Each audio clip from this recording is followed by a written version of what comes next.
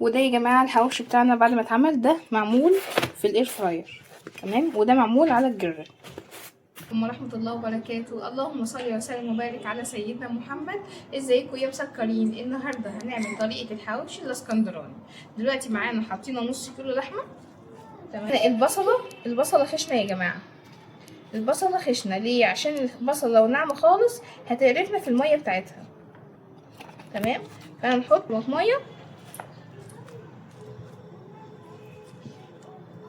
مية صغيرة كده، تخليطها يبقى صغير.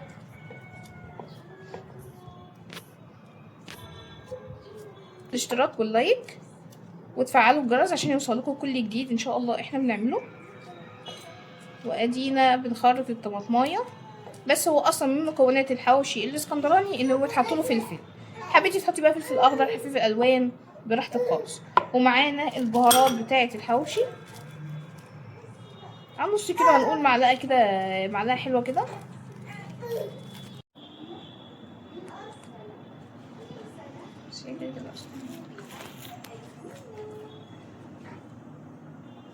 ودلوقتي حاطين الطماطم على اللحمه وبهارات الحواوشي، وهنحط حبه ملح، وهنحط فلفل اسمر. الحواوشي مش عايز اكتر من كده، ملح وفلفل اسمر وبهارات الحواوشي. كتر حبه فلفل اسمر شويه.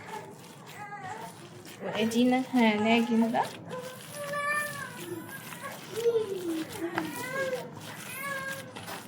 وهنسيبها شويه في بعضها كده تشرب من بعضها. بصوا يا جماعه معانا العجين، بسم الله ما شاء الله.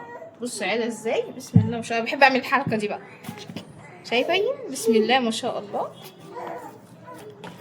خمروا بقى جميل. يلا بنعمل العجين، هنقطعه كور صغيره عشان نعمل ايه؟ الحواوشيه، السندوتش بتاع الحواوشي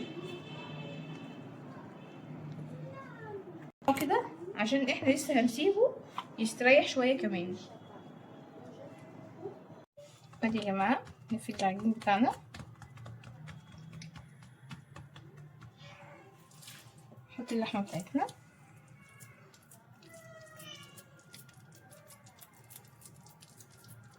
وهنسيب الاطراف ديت تبقى فيها ايه، فاضيه شويه، عشان نعرف ايه نحط العجين ايه على بعض.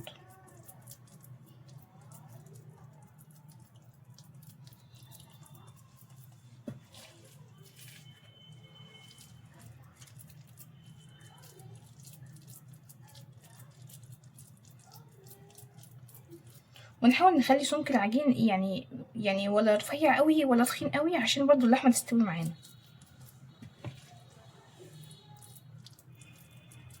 ماشي. وادي الوش بتاع السندوتش نفسه، هنحط ده على ده كده.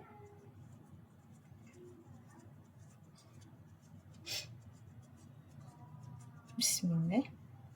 صلوا على النبي يا جماعه، وما تنسوش الاشتراك واللايك في القناه، وتفعلوا زر الجرس عشان ان شاء الله يوصل لكم كل جديد احنا بنعمله ان شاء الله.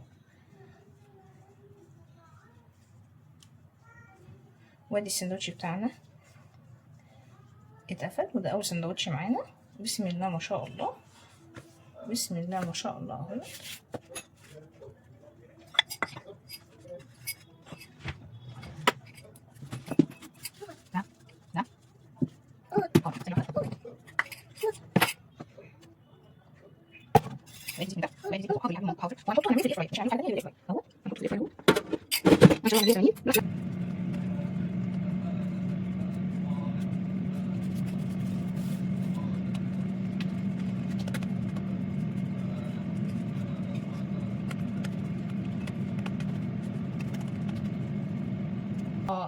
الحواوشي بتاعنا اهوت تمام، عملناه. هندخله واحد واحد ان شاء الله الاير فراير. تعالوا نشوف الاير فراير بقى حصل له ايه. بسم الله. بصوا هو بسم الله ما شاء الله جميل خالص برضو اهوت تمام. الطبق دوت بيدخل الفرن، بيدخل اي حاجه، هو ضد الكسر الحمد لله. يعني الحواوشي الطبقه اهيت تمام، لسه عايزه ايه شويه كمان، فهنحطها تاني. بس هنعمل يعني حاجه اكبر، هتبقى اللحمه، هنختار شرايح اللحمه عشان تبقى 180 وتقعد لها فتره شويه. تمام. فازاي بقى يعني ايه نختبر الشخص اللي هو هيجي ده؟ زي ما قلنا ان الشروط بتاعه الخطوبه والاحكام بتاعه الخطوبه هي حاجات بسيطه جدا، بس صدقيني والله هتنفعك وهتعززك يعني ده هينفعك فيما بعد. لو هو انسان مش كويس مش هيعايرك، لو هو انسان مش كويس مش هيقولك يلا يا اللي كنتي بتتكلمي معايا وتسهري مع انك مخطوبه له، بس هو دماغه كده، هو شخصيته كده. فانت بقى تعملي ايه دلوقتي؟ الخطوبه ديت ليها هنخلي ليها مواعيد، هنساعده لو هو انسان كويس وبيتقي الله، هنساعده في ان هو يتقي الله اكتر. يعني دلوقتي هو بيكلمك في التليفون من باب ان انتوا مخطوبين وبتتعرفوا على بعض، وده كويس على فكرة مش وحش، بس ليها اصول وليها وقت معين وبتنتهي لحد هنا.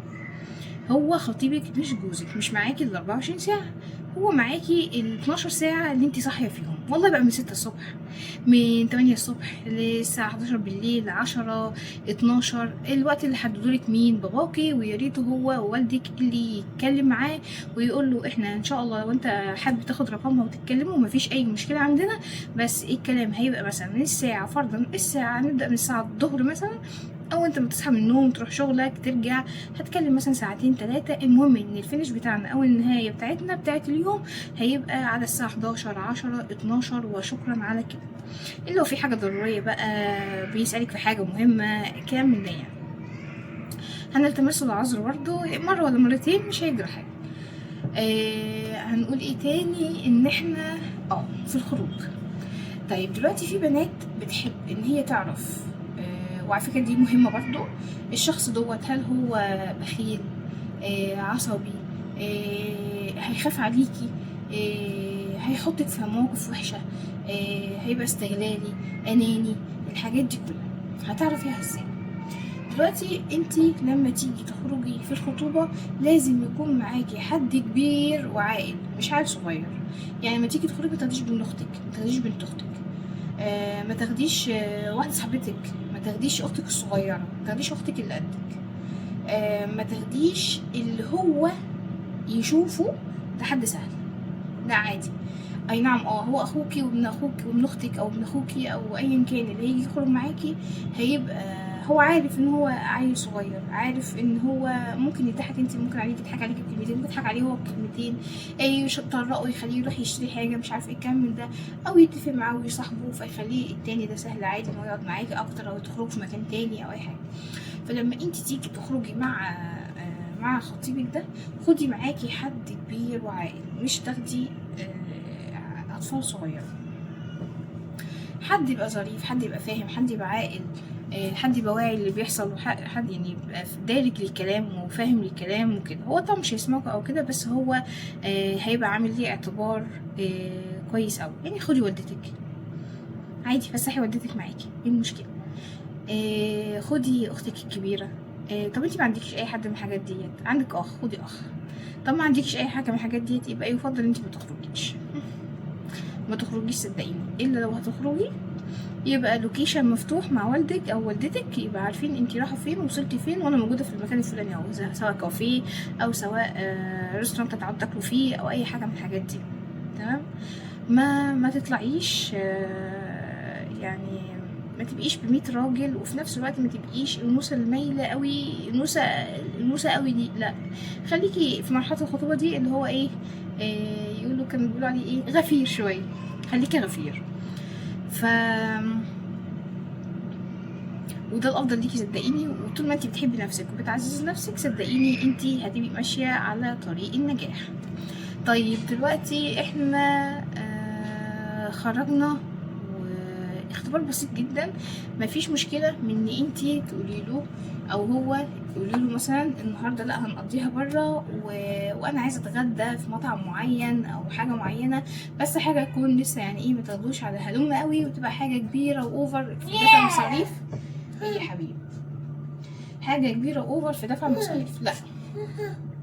عاوز ايه؟ عاوز تقعد؟ حاضر. عايز يقعد لازم طبعا يفضل ينورنا ويقعد طبعا، ده ادم في زي ادم طبعا. حط ده تحت تلعب بيها، روح العب بيها.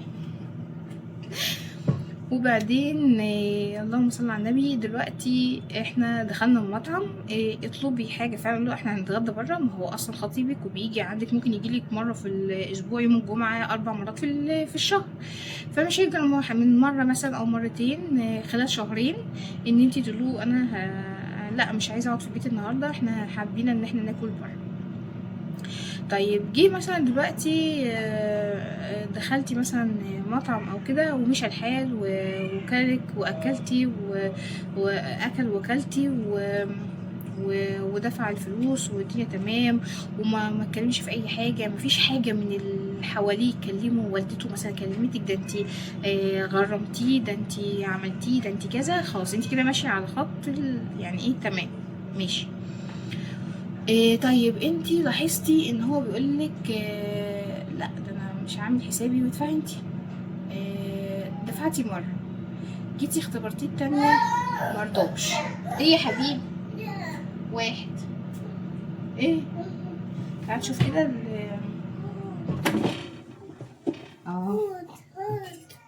طب ثانية واحدة. الحواوشي بتاعنا بسم الله. ايوه حبيبي ماشي يا حبيبي. ادي يا جماعه الحواوشي بتاعنا، وده يا جماعه الحواوشي بتاعنا بعد ما اتعمل، ده معمول في الاير فراير تمام، وده معمول على الجريل تمام. بسم الله ما شاء الله. وما تنسوش الاشتراك واللايك، وتحطوا كومنتات حلوه كده لينا، وتفعلوا زر الجرس عشان يوصلكوا كل جديد احنا بنعمله ان شاء الله. مع السلامه.